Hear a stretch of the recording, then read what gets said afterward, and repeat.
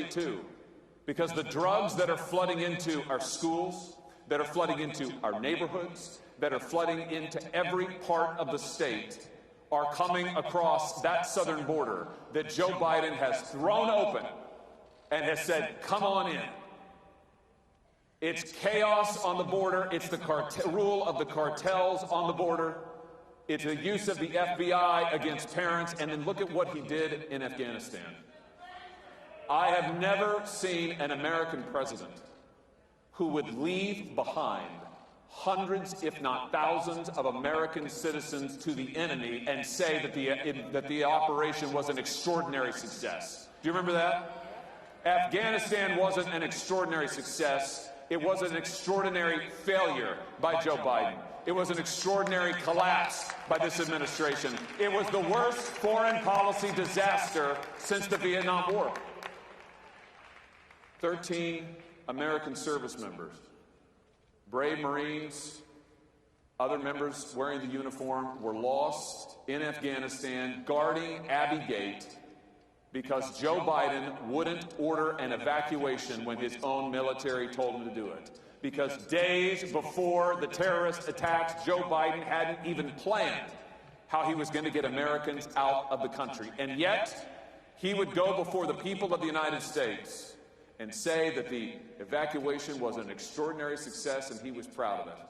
That was the day, ladies and gentlemen, that I called on Joe Biden to resign. He should have resigned then. He should resign now. He's not fit to be president. He can't lead this country. He's trying to shove critical race theory down our throats and in every aspect of our government. It's in the military. It's in government training. It's in our universities, all backed now by the power of the Biden administration. I have sat in the United States Senate and asked nominee after nominee, will you pledge to oppose critical race theory? Will you pledge to stop it from being taught, from being promulgated in the United States government? And the answer is no. They're radical on this issue. They believe in critical race theory. They believe that America is systemically racist. They believe that America is systemically broken. They believe that we're a nation of oppressors. Well, ladies and gentlemen, I've got news for you and for them. We're not a nation of oppressors. We're a nation of liberators. We're proud of our history. We're proud of our heritage, and we're going to stand up for it. And now you look at what's happening in Ukraine. You talk about weakness on the part of Joe Biden. He comes to office, and what does he do? He shuts down American energy production and greenlights Russian energy production.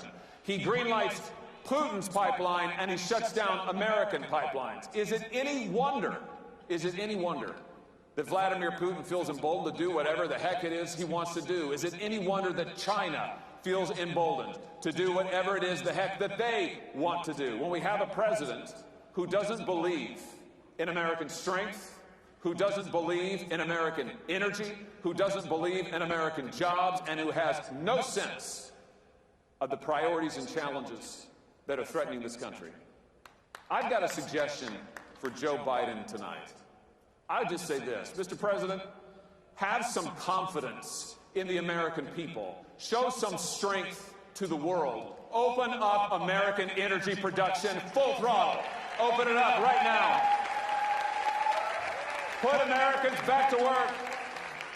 You know, I notice that rednecks and roughnecks get a lot of bad press these days. But hey, here's the true thing.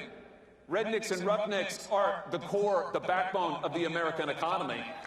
And it is time to allow the good, strong American worker to go out there and start drilling for oil, to start exploring for natural gas, to start fracking again. Let them do what we do best. Show America, show the world the strength of this nation.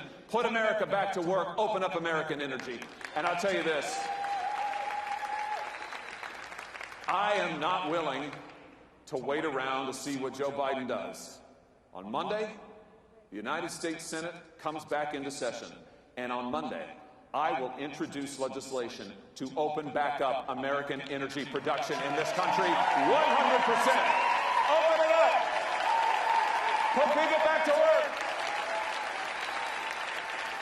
Get the oil flowing, get the natural gas pumping, get the biofuels going, all of it.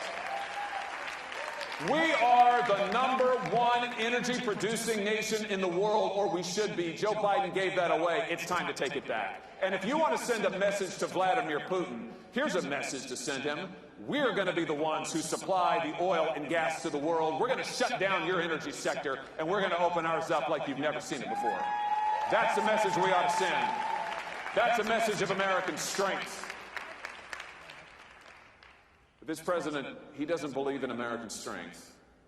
This president believes that there's something fundamentally wrong with the soul of this nation.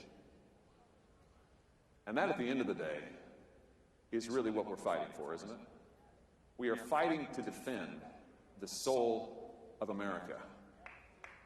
You know,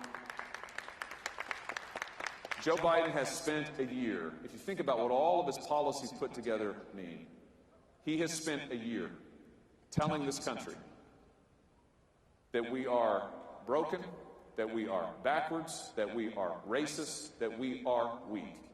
He thinks the soul of America, he thinks the heart of America is warped and wicked. Well, I'm from the heartland of America. I was born there. I was raised there. I know the heart of this country, and it is true and it is good. And on the basis of America's heart, we will rebuild our strength. There's nothing wrong with America. There's something wrong with Joe Biden. That's what we have to take our stand on. This is the time to rebuild our strength on the principles and fundamentals that we hold most dear.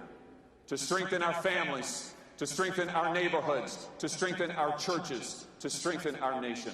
This is a time for American strength. The world needs America's strength. The world needs to see that we are ready to stand strong again. You know, Ronald Reagan used to say that in the 19th century, we built the greatest industrial economy that the world had ever seen. In the 20th century, we built the greatest technological economy the world had ever seen. And now in the 21st century, we seem to have spent most of it, thanks to our friends on the left, apologizing. And I don't know what in the world we're apologizing for. We have nothing to apologize for as Americans. We have everything to be proud of and to stand up for. So here's what I propose we do. I propose that in this critical year, in 2022, when we have the opportunity to take back the United States House, to take back the United States Senate, that we stand up and say that the fight for America is about the soul of America, and we are going to take our stand on the goodness of America, and we are going to renew America's strength. We're going to open up our energy production. We're going to open up our economy. We're going to bring jobs back to this country. Why is it that we should be dependent for our energy, our critical goods, on other nations, and not just on any other nations, but on our enemies? Why is it that Joe Biden has tried to make us more dependent, has tried to make us subservient to China and Russia and Iran and OPEC? Why is it that Joe Biden now has to go to the OPEC countries and beg them to increase oil production? I say enough of that. America is the strongest nation in the history of the world, and it's time we started acting like it. This is the time.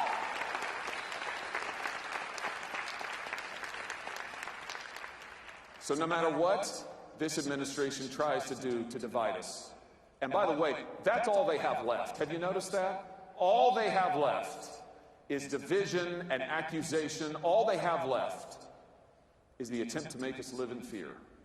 That's what they've been trying to do since last January. They've been trying to tell us we've got to live in a state of constant emergency. COVID, a constant emergency. January 6th, a constant emergency.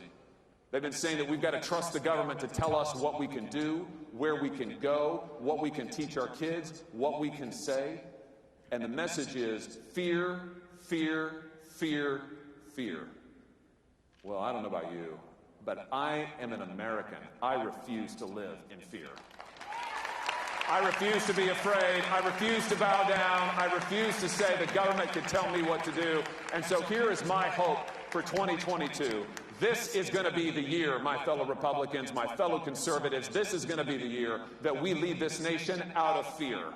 that we lead this nation back to strength, that we lead this nation to take a stand on the principles that we hold most dear, that we say there's nothing wrong with America, that America is the hope of the world, it's the future of the world, and it is still, even now, the last best hope on earth. God bless you. Thank you so much for having me. And God bless CPAC. Thank you so much. Thank you.